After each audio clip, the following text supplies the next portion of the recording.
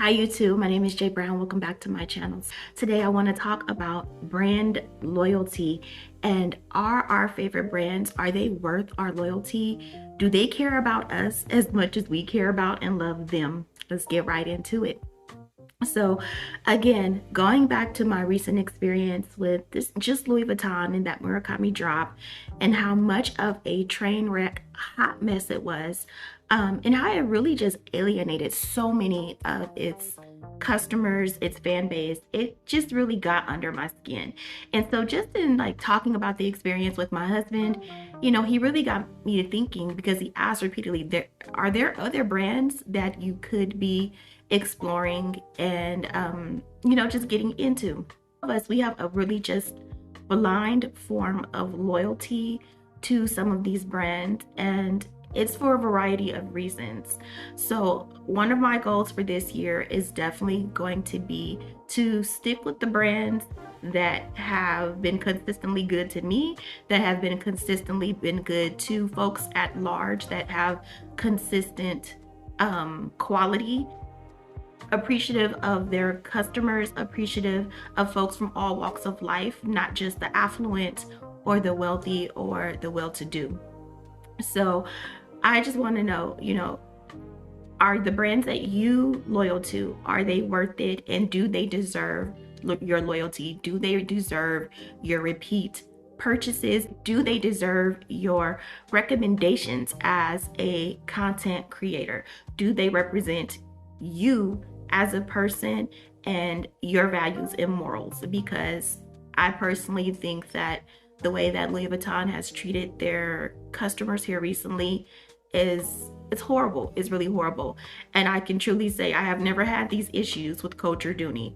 So I need to, just do a self-assessment and check, where my brand loyalty should lie. I also want to talk about the fact that a lot of us, we automatically equate the idea of luxury meaning quality, or luxury meaning that the bag is better, when we have found in recent years with the declining value and quality of luxury bags that it's indeed not worth it.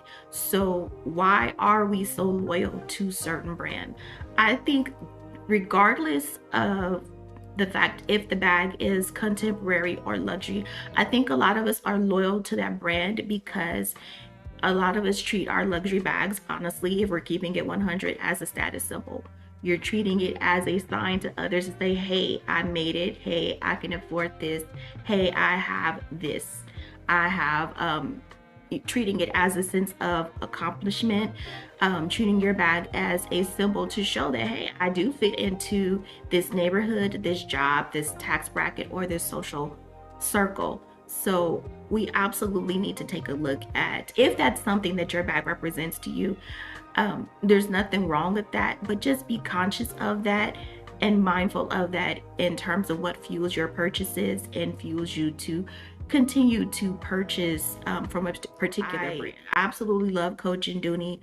I've never had any real quality issues from them. But what I have noticed that over time, as the luxury brands have increased their prices, their value for their product is not standing up with the price increases. And because luxury has really shifted into, to me, what is fast fashion, and just more disposable types of bags versus those long-term family heirloom pieces that had longevity and classic style and design. I think as luxury brands shift away from that, we are definitely seeing a decline in quality, a decline in value for the money that we're getting from these brands. The exclusivity it gives us for knowing that we have whatever bag it is. It doesn't even have to be luxury, but sometimes even with Coach items, they sell out so quickly. They become collector's pieces. They become wildly popular, and they even have a cult status following. And so it does make you feel good to be seen with that piece. But in the long run, is it worth it to you? Does the brand deserve your loyalty? So let's talk about how brand loyalty is harming us as consumers. For starters, it's leading us to paying overinflated prices. I think a lot of us can agree that many of the things and many of the prices that we're purchasing from, many of the things that we're purchasing from luxury brands, it's not worth the price. The value is no longer there, especially when you compare to just how quickly the luxury prices just almost quadrupled in some areas and on some products, just between 2020 and 2025 alone. We are overpaying simply because we're paying for the name. We're paying for their brand endorsements. We're paying for their celebrity affiliations. We're paying for them to do their affiliate marketing. And in the process of being loyal to a particular brand, whether it's luxury or contemporary, I feel like there are other alternatives out there that we overlook. There are other brands out there that may suit your taste and suit your lifestyle, but you never discover them. You never find them. You never try them because you are stuck solely on one brand. A lot of these brands are cutting corners. They're using cheaper leathers. They're using synthetic fabrics. They are using harmful chemicals, all sorts of things, all for the sake of saving $1 in the manufacturing process. But that cost savings does not get passed on to us as consumers, and are not really living up to the perceived value and quality that a brand may have once had.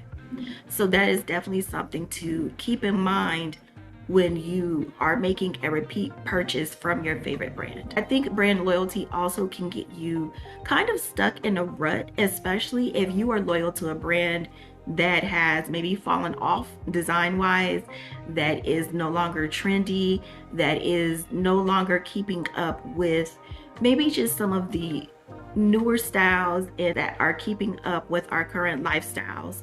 So a lot of the bags that I love from Coach and Dooney, some of them, and like the older ones in my collection, they're heavy. The leather is, you know, thick and sturdy, but it may not work with my current preferences. And brand loyalty can really cause a lot of emotional manipulation, a lot of emotional investments. I think we saw a lot of that here recently with Louis Vuitton's recent drops and even upcoming drops, as well as honestly, some of the Coach drops, some of the Coach pieces that are coming out. You know, do certain folks have a perceived advantage or unfair early access?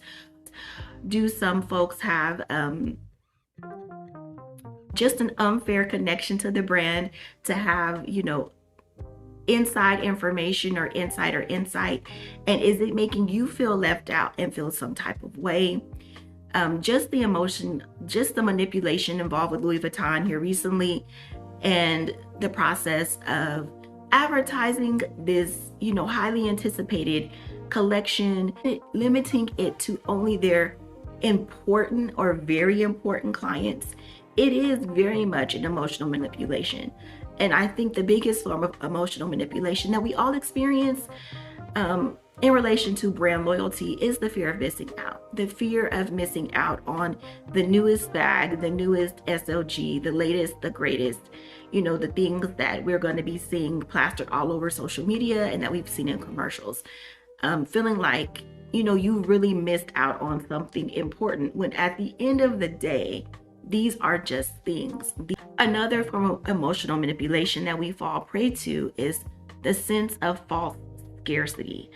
And I've seen Coach outlet doing this recently, and maybe even, honestly, no, retail has done it too, where with the quilted tabbies and some of the other collections, well, they'll drop so many and the bag goes viral, and then it sells out and they don't restock it for months on end.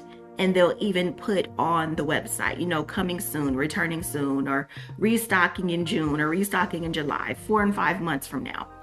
And in the process, it really causes you, one, to become obsessed with that item. You fall into that, you know, thrill of the chase again. And then as soon as it comes back in stock, you know, you're going to just purchase it without really thinking about, do you need it? All because of your loyalty to the brand, all because of your loyalty to the brand, or just your desire to have that hot item. And all of this works and luxury brands benefit. They absolutely love our loyalty to their brands. They love our unquestioning devotion. Why? It's free marketing. We secure their profit margins. Loyal customers not only purchase their bags, but they purchase other accessories, small other goods, fragrances. We are their bread and butter. We are their primary profit base. And we are guaranteed to come back for more. We are guaranteed to continue making those repeat purchases because we have become so emotionally attached to the brand. So what do we do to fix this, you guys? The first thing that we really should start doing, and I'm going to start doing this for sure this year, start shopping for craftsmanship and quality over logos, over a brand, over a status symbol. That is the biggest for me this year. And I think it's important to a lot of you as well. I think a lot of us are tired of purchasing things, spending hundreds and thousands of dollars on bags, and they have quality defect issues, having to return a bag 4 and 5 times before you find the right one. You shouldn't have to go through repeat returns, requesting refunds, paying for return shipping, doing things at a loss and at an inconvenience to yourself out of brand loyalty. And I also really want to start taking a look at construction and the best materials going in the bags so that I can ensure that I'm getting the best and the most for my money. The next way to break free from brand loyalty is really start focusing on your individual style and your lifestyle needs. Taking a look at if that brand represents who you are, if that brand represents your current style, if that brand represents your current lifestyle needs. Do they make the kind of bags that fit what you need on a day-to-day basis? And really focusing on choosing pieces that are timeless and are gonna last me for a while, not just choosing things because it's a trendy print or a trendy color, because honestly, over time, things do go out of style. Things kind of cycle in and they cycle out.